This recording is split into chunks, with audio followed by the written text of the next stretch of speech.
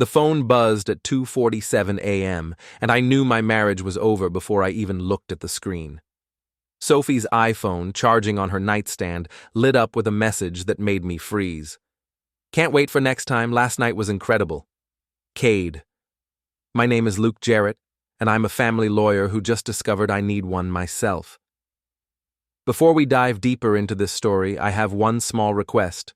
Please subscribe, drop a like, comment, and hit that hype button to boost this channel so more people can discover these incredible Reddit stories." I stared at that glowing screen for what felt like hours, but was probably 30 seconds. Sophie stirred beside me, her blonde hair spread across the pillow like spilled champagne. Even in sleep, she looked calculating. Maybe I'd been too blind to see it before, or maybe betrayal has a way of rewriting history, making you notice things that were always there. The Jarrett mansion creaked around us, its 150-year-old bones settling in the Massachusetts coastal wind. This house had been in my family for 4 generations. Sophie had been lobbying to modernize it for months, talking about open floor plans and smart home technology. Now, I understood why she wanted to upgrade everything, including me. I slipped out of bed and padded downstairs to my study. The hardwood floors were cold under my bare feet, but not as cold as the realization settling in my chest. Through the tall windows, I could see the Atlantic stretching endlessly into darkness. My great-grandfather used to say the ocean never lies. It just keeps its secrets until the tide turns. Sophie's purse sat on the kitchen counter, and her phone kept buzzing. More messages from Cade Purcell, the tech entrepreneur who'd been sniffing around our social circle like a dog in heat. All flash, no substance, with enough new money to make him dangerous and enough insecurity to make him stupid. "Honey? Where are you?" Sophie's voice drifted down from upstairs, thick with fake concern. "Kitchen," I called back, closing her phone and setting it exactly where I'd found it. Couldn't sleep. She appeared in the doorway wearing my old Harvard Law sweatshirt, looking vulnerable and beautiful. It was a performance I'd fallen for 1,000 times before. Not tonight. "Everything okay?" She moved closer, and I caught a whiff of expensive cologne that definitely wasn't mine. "Just thinking about the Morrison case," I lied smoothly. "You know how it is. You work too hard." She kissed my cheek, and I had to fight the urge to pull away. "Come back to bed?" "In a minute." After she went upstairs, I sat in my study and did what lawyers do best. I started building a case.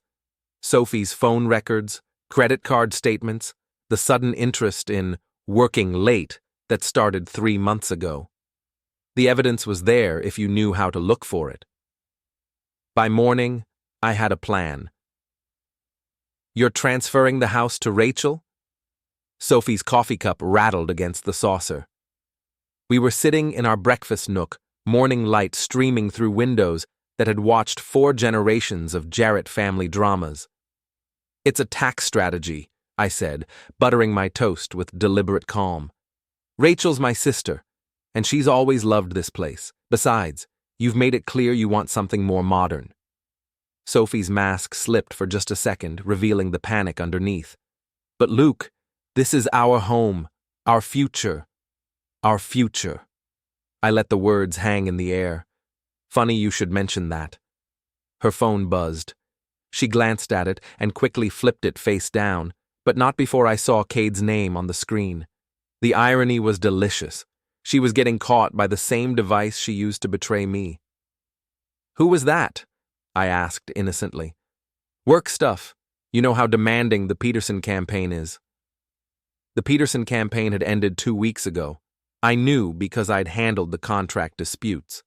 Sophie was many things, but she'd never been a good liar. That should have been my first clue. "I need to get to the office," she said, standing abruptly. "We'll talk about the house thing later, right? I mean, we should discuss major decisions like this together." "Of course." I smiled the same smile I used in court when I was about to destroy opposing counsel. "We're a team." After she left, I called Rachel. She took it well, my sister said after I explained the morning's events. Rachel had always been the practical one, the sibling who saw through people's bullshit with surgical precision. Almost like she was expecting it. That's what worries me. Luke, you sure about this? I mean, really sure? Because once you start down this road... I found the messages, Rachel, and that's just the beginning. She's been planning to trade up for months. Then she picked the wrong family to screw over. Rachel's voice hardened. The Jarretts don't forgive, and we don't forget. No, I agreed, looking out at the ocean that had witnessed a century and a half of family loyalty. We don't. That afternoon, I drove to Murphy's Tavern, a dive bar where the locals went to avoid tourists and their own problems. Tommy Brennan was already there, nursing a beer and watching ESPN with the dedication of a monk at prayer. Tommy had been my best friend since high school, and my backup when college kids got too rowdy on summer weekends. After 20 years as a cop, he'd started his own security company. He was exactly the kind of guy you wanted in your corner when things got complicated. You look like shit, he said without looking away from the screen. Thanks for the pep talk. I signaled the bartender. I need a favor. Does it involve your wife and that tech douche she's been screwing? I nearly choked on my beer. You knew? Luke, everyone knows. She's been about as subtle as a fire truck. Tommy finally turned to face me. Question is, what are you going to do about it? Something creative. Creative how? Because if you're thinking about doing anything stupid, nothing illegal, nothing violent, just educational. Tommy grinned, and I remembered why opposing teams used to fear him on the football field. Now you're talking my language. The next evening, Sophie came home with that particular glow that comes from afternoon activities that don't involve spreadsheets.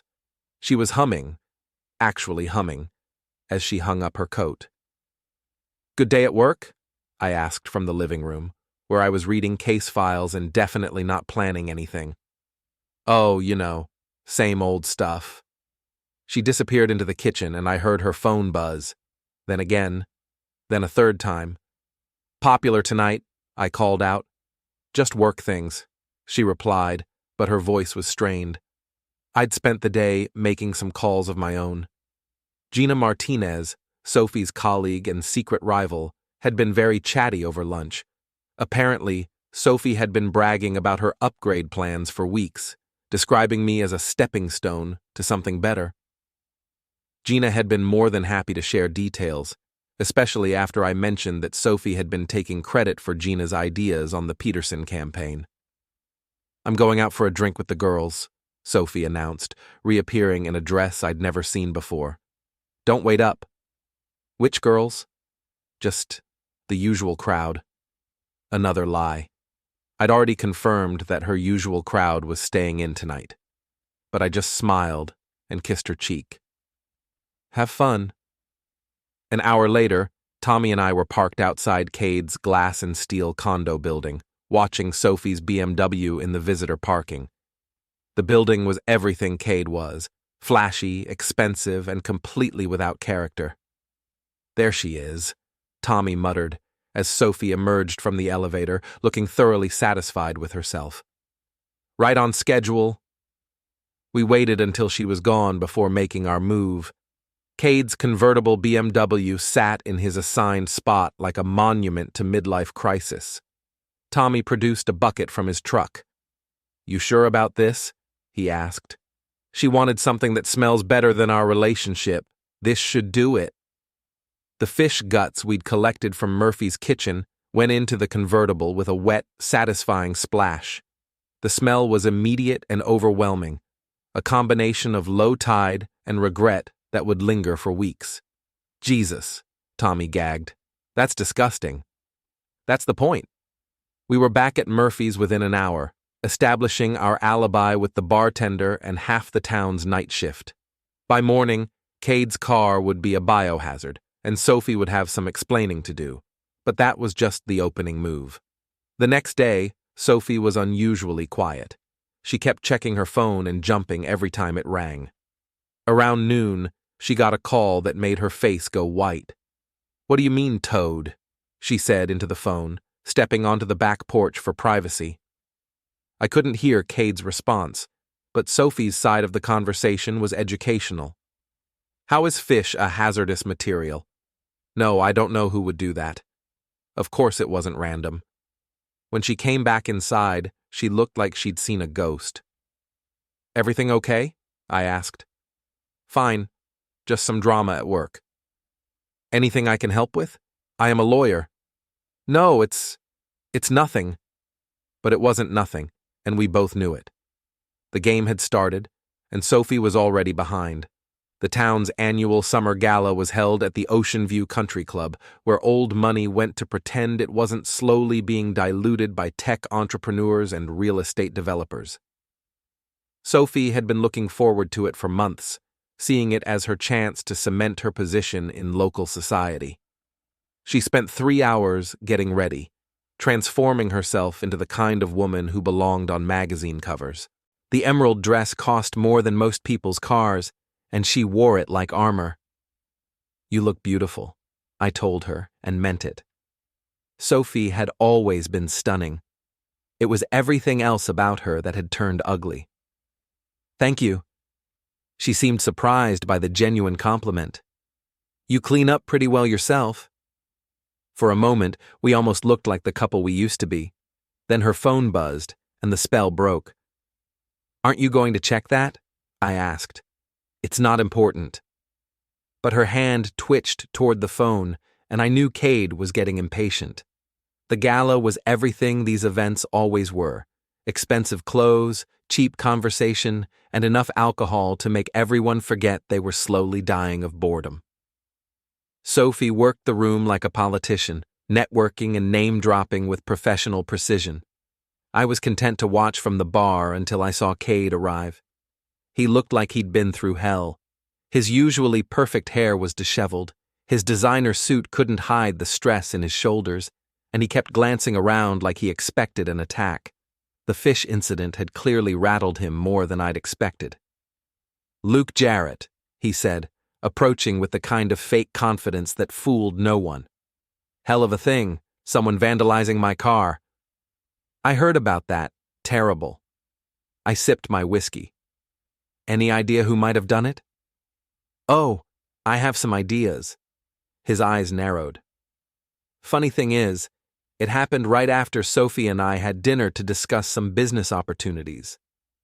"Business opportunities?" "Investment possibilities, real estate development, that kind of thing." I nodded thoughtfully. Sophie's always been interested in development. The conversation might have continued, but Tommy appeared at my elbow like a well-dressed bodyguard. "Luke, there you are. Rachel's looking for you." Cade took one look at Tommy's 6'3" frame and decided he had somewhere else to be. "Smooth," I told Tommy. "Guy's a coward. All flash, no spine." Rachel appeared a few minutes later, radiant in a simple black dress that made every other woman in the room look overdressed. "Having fun?" she asked, more than I expected. "Good, because Sophie's been watching you all night. I think she's getting nervous." I glanced across the room and caught Sophie staring at us. When our eyes met, she quickly looked away, but not before I saw the panic there. She should be nervous. What's the next move? Patience. Let her make the first mistake. I didn't have to wait long. An hour later, Sophie cornered me by the coat check. "We need to talk," she said. "About what?" "About us. About everything." "Here? Now?" "No, at home. Tonight. It's important, Luke. Really important." I could see Cade hovering near the exit, waiting for some signal. Whatever they'd planned, it was happening tonight.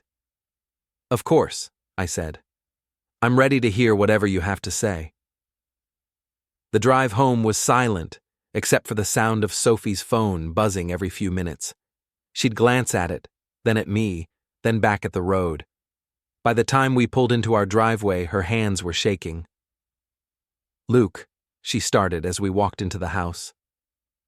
"Let me guess," I interrupted. You've been thinking about our relationship, and you've realized we want different things. You've found someone who shares your vision for the future, and you think it's best if we take some time apart." Her mouth fell open. "How did you—" "Sophie, I'm a lawyer. I've heard every divorce speech ever written." I poured myself a scotch from the bar cart my grandfather had brought back from Scotland. "The question is, what do you want from me?" "I want to be fair." "Fair." I tasted the word like wine. Interesting choice of words. I know this is hard, but I think if we're both reasonable— Reasonable about what exactly? The house, the money, or just reasonable about the fact that you've been screwing Cade Purcell for 3 months? The color drained from her face. "Luke, I can explain." "Please do. I'm fascinated to hear how you explain coming home at 3 a.m. smelling like his cologne, or the credit card charges at hotels I've never seen, or the fact that you've been telling people I'm a stepping stone to something better." Sophie sank into the leather chair by the fireplace, the same chair where my grandmother used to read me stories about pirates and treasure and people who got exactly what they deserved. "How long have you known?" she whispered. "Long enough to transfer the house to Rachel? Long enough to move our joint accounts? Long enough to document everything I'll need for the divorce proceedings? You can't do this to me." "I'm not doing anything to you, Sophie. You did this to yourself." Her phone buzzed again. This time she ignored it. "What do you want?" she asked. "I want you to leave, tonight. Take whatever you can carry and don't come back." "And if I don't?"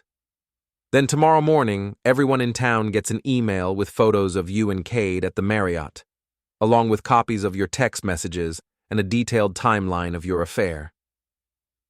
Sophie's face went from pale to red to pale again. "You wouldn't." "Try me." She stood up, smoothing down her dress like she could smooth away the last 5 minutes. "You'll regret this, Luke. I know things about you too." "Like what?" "Like the Morrison case. Like the shortcuts you took with the evidence." I almost laughed. "You mean the case where I caught Morrison embezzling from his own charity? The one where I turned over every piece of evidence to the FBI and testified under oath? That Morrison case? You said there were problems with the discovery?" "I said it was complicated, because Morrison was good at hiding his crimes, just like you thought you were." Sophie's last card had been a bluff, and we both knew it. "I need time to pack," she said finally. "You have 2 hours. Tommy's coming over to help you carry boxes." "Tommy?" "Insurance, to make sure you only take what belongs to you." Her phone buzzed again. This time, she answered it. "Not now, Cade." "No, it's not going according to plan. Just meet me at your place." She hung up and looked at me with something that might have been respect. "You really had this all figured out, didn't you?" "Sophie, I've been planning litigation strategy since before you learned to lie convincingly. This isn't even my best work." 2 days later, the real fun began. Gina Martinez called me at my office, barely containing her excitement. "Luke, you need to see this." "See what?" "Sophie's LinkedIn profile. She just posted about new opportunities and exciting partnerships. But here's the thing. She listed the Peterson campaign as her sole project for the last 6 months. The campaign you actually ran." "Exactly. And she's claiming credit for the Morrison Foundation work too." I leaned back in my chair. Sophie was making this too easy. "What are you thinking, Gina?" "I'm thinking it's time for some professional fact-checking. I've got documentation for everything, and I know people at all the major firms in Boston." "That seems thorough." "I don't like being stolen from, and I really don't like being lied about." By the end of the week, Sophie's professional reputation was in free fall. Her resume claims had been quietly debunked. Her references had been contacted with clarifying information, and the legal community, which was smaller and more gossipy than people realized, had been thoroughly briefed on her credibility issues. Cade, meanwhile, was dealing with his own problems. The fish incident had been just the beginning. Someone had been leaving anonymous reviews of his business online, all technically accurate but devastatingly critical. His investors were asking uncomfortable questions, and his insurance company was investigating the vandalism claim. "Whoever's doing this is smart," he complained to Sophie over dinner at Romano's, not knowing that Tommy was 3 tables away with a directional microphone app on his phone. "It has to be Luke," Sophie replied, "but I can't prove anything." "Can't you talk to him? Work something out?" "He's not the same person I married. He's harder now. Colder. Maybe we should just leave town, start over somewhere else." "With what money? My career is ruined, and your business is falling apart." Tommy's recording of that conversation made excellent listening, but it was nothing compared to what came next. The breaking point arrived on a Thursday.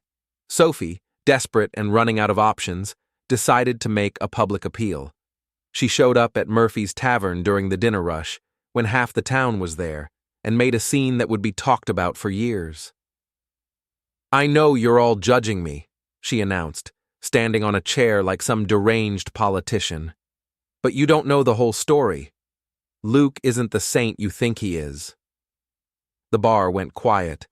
Even the jukebox seemed to pause. "He's vindictive and cruel. He's been stalking me and sabotaging my relationship with Cade. He's using his legal connections to destroy my career." Murphy, the owner, looked like he wanted to disappear behind the bar, but before he could intervene, I walked in. The timing was perfect. I'd been having dinner with a client and heard the commotion from the parking lot. Sophie saw me and her face lit up with desperate hope. "Luke, tell them! Tell them you'll stop this insanity and we can work things out like adults." The entire bar was staring at me. These were my neighbors, people I'd grown up with, people who'd known my family for generations. Whatever I said next would define how this story ended. "Sophie," I said quietly, "you're drunk. Let me call you a cab." "I'm not drunk. I'm trying to save our marriage. Our marriage ended when you decided Cade Purcell was an upgrade. Everything that's happened since then is just consequences. You can't do this to me. I'm not doing anything to you. You're doing it to yourself." She jumped down from the chair and grabbed my arm. "Please, Luke. I made a mistake, but we can fix this. We can go to counseling, start over, anything you want." For just a moment, I almost felt sorry for her. Then I remembered the text messages, the lies, the months of betrayal disguised as love. "Sophie, go home. Sleep it off. Tomorrow, start building a life that doesn't involve me." She slapped me, hard. The sound echoed through the silent bar like a gunshot. "You bastard," she whispered. "You self-righteous, vindictive bastard." Then she was gone, leaving behind only the smell of expensive perfume and cheaper desperation. Tommy appeared at my side. "You okay?" "Never better." "She's really lost it, hasn't she?" "Completely." I rubbed my cheek where her hand had connected. But that's what happens when you bet everything on the wrong horse. The final act began 3 days later with a phone call from Rachel. "Luke, you need to get over here. Now." "What's wrong?" "Sophie and Cade are at the house. They're trying to break in." I was there in 10 minutes, with Tommy right behind me. We found Sophie's BMW parked in the driveway, and the sound of breaking glass coming from the back of the house. "Should we call the cops?" Tommy asked. "Not yet. Let's see what they're up to first." We crept around to the backyard, where we found Cade trying to jimmy open a window while Sophie acted as lookout. They were both dressed in dark clothes, like amateur cat burglars from a bad movie. "This is insane," Cade was muttering. "If we get caught—" "We won't get caught," Sophie hissed. "Luke's at his office and Rachel's in Boston. We get in, find the documents, and get out." "What documents?" "The real estate transfers, the financial records, anything we can use to prove he's been hiding assets." I almost laughed out loud. Sophie still thought this was about money. "Got it," Cade said as the window finally gave way. "You first." Sophie climbed through the window with surprising grace. Cade followed, less successfully, and we heard him crash into something expensive. "Now?" Tommy whispered. "Now?" We walked in through the front door. Rachel had given me the spare key, and found them in my old study, rifling through file cabinets like desperate treasure hunters. "Looking for something specific?" I asked from the doorway. They both spun around, Sophie clutching a handful of papers and Cade looking like he wanted to crawl back out the window. "Luke?" Sophie tried to smile. "We were just breaking and entering, theft, possibly burglary depending on what you were planning to take." "These are my documents too," she said, waving the papers. "I have a right to—" "You have a right to whatever the divorce decree says you have a right to. Nothing more." Cade, meanwhile, was edging toward the window. Tommy stepped into his path. "Going somewhere?" "This is harassment," Cade said, but his voice cracked. "I'm calling the police." "Good idea," I agreed. "I'm sure they'll be very interested in your breaking and entering technique." Sophie dropped the papers and tried a different approach. "Luke, please, we can work this out. Nobody has to get arrested." "You're right," I said. "Nobody has to get arrested, but somebody's going to get humiliated." I pulled out my phone and started recording. "Sophie Hargrove and Cade Purcell, you're trespassing on private property. You've broken a window, damaged personal belongings, and attempted to steal confidential documents. Would you like to explain your actions to my phone, or should I just send this video to the police?" "You can't do that," Cade said. "I can do whatever I want. This is my sister's house, and you're criminals." Sophie's composure finally cracked completely. "You want to humiliate me? Fine, but I'll take you down with me. I'll tell everyone about your drinking problem, your gambling debts, your affairs." "What drinking problem? What gambling debts? What affairs?" I'll make something up." And that, ladies and gentlemen, is why Sophie Hargrove can't be trusted with anything more complicated than a grocery list. I stopped recording and slipped the phone back into my pocket. "Here's what's going to happen," I continued. "You're going to leave. Now. You're going to pay for the window and anything else you broke, and you're never going to contact me, Rachel, or anyone in my family again." "And if we don't?" Cade asked, trying to sound tough. "Then this video goes to the police, the local newspaper, and every social media platform I can find. Your faces will be on America's Dumbest Criminals by next week." Sophie looked at Cade, who looked at Tommy, who looked like he was hoping someone would try something stupid. "This isn't over," Sophie said finally. "Yes, it is." They left through the front door this time, walking past the broken window like a monument to their own stupidity. "That was almost too easy," Tommy said after they were gone. "The best revenge usually is." The video never made it to the police, but it didn't need to. By the next morning, half the town had seen it. Gina had, accidentally, shared it with her social media network, where it spread like wildfire through the local gossip ecosystem. Sophie's public breakdown at Murphy's, combined with the breaking and entering footage, painted a picture of a woman who'd completely lost control. The sympathy she might have garnered as a wronged wife evaporated in the face of criminal behavior and public hysteria. Cade fared even worse. His business partners saw the video and started asking hard questions about his judgment and stability. His insurance company used it to deny his vandalism claim, citing suspicious circumstances. Within a week, his company was hemorrhaging clients, and his investors were demanding answers he couldn't provide. But I wasn't done yet. The final piece of the puzzle came together on a Saturday morning. Rachel called to tell me that Sophie had been spotted at the beach, sitting alone on the rocks where we used to watch sunsets during our engagement. "She looks terrible," Rachel said, "like she hasn't slept in days." "Guilt will do that to you. Luke, maybe it's time to let this go. She's learned her lesson." "Has she?" I drove to the beach and found Sophie exactly where Rachel had said she'd be. She was wearing jeans and an old sweater, looking more like the girl I'd fallen in love with than the woman who'd betrayed me. "Mind if I sit?" I asked. She looked up, startled. "Luke, I didn't expect to see me here.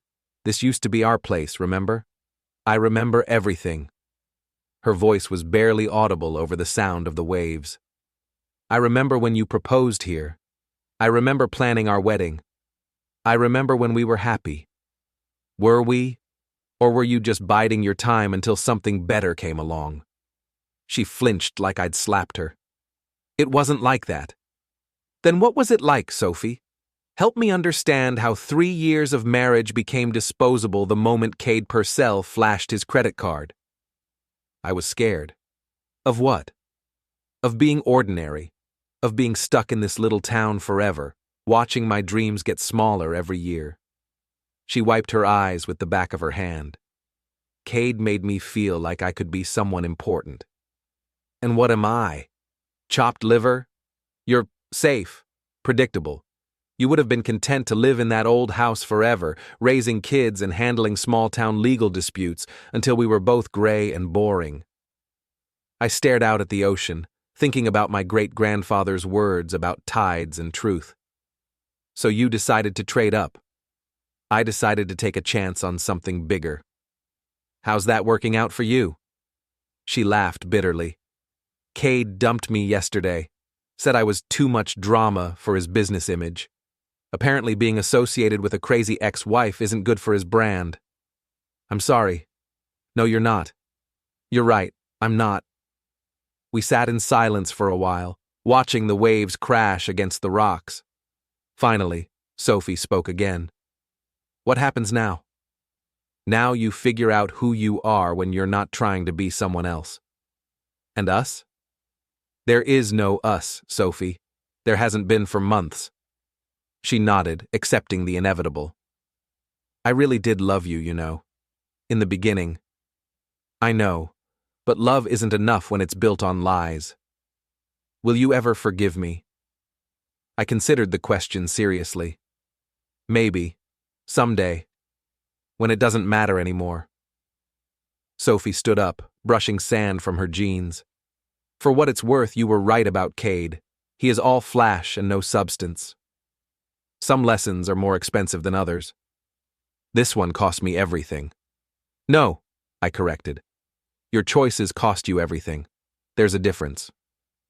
She walked away without looking back, and I never saw her again. Lun. Epilogue. 6 months later, I was sitting in the same spot on the beach, but everything had changed. The divorce was final, Sophie had moved to California to start over, and Cade's business had collapsed under the weight of bad publicity and worse decisions. Rachel had transformed the old house into something that honored its history while embracing its future. The creaky floors had been refinished, the windows had been restored, and the gardens had been brought back to life. It looked like a home again, instead of a museum. Tommy joined me on the rocks, carrying 2 beers and wearing the satisfied expression of a man who'd watched justice served. Heard from Gina lately? He asked. She got promoted to regional director. Turns out taking credit for other people's work only works if you don't get caught. And Sophie? Working at a small marketing firm in San Diego, making about half what she used to make, living in a studio apartment, driving a used Honda. You keeping tabs on her? Just making sure she stays in California. Tommy nodded approvingly. And Cade? Bankruptcy. His investors sued him, his business partners bought him out for pennies on the dollar, and his condo got foreclosed on. Last I heard, he was selling insurance in Tampa. Poetic justice. The best kind. We drank our beers and watched the sun set over the Atlantic. The ocean was calm tonight, its secrets safely buried beneath the waves. Any regrets? Tommy asked. I thought about it seriously. About the marriage? Yes. About the revenge? Not a single one. She got what she deserved. They both did. A seagull landed on the rocks nearby, eyeing our beer bottles with the calculating intelligence that all scavengers possess. It reminded me of Cade, always looking for an easy opportunity, always willing to take what didn't belong to it. You know what the funny thing is? I said. Sophie was right about one thing. I am predictable. When someone betrays me, I make sure they regret it. When someone lies to me, I make sure the truth comes out. When someone tries to steal from my family, I make sure they lose everything." "That's not predictable," Tommy said. "That's just smart." Same thing in the end. The seagull gave up on our bottles and flew away, searching for easier prey. Smart bird. "So what's next for Luke Jarrett?" Tommy asked. "Same thing I've always done. Practice law, take care of my family, and make sure people get exactly what they deserve."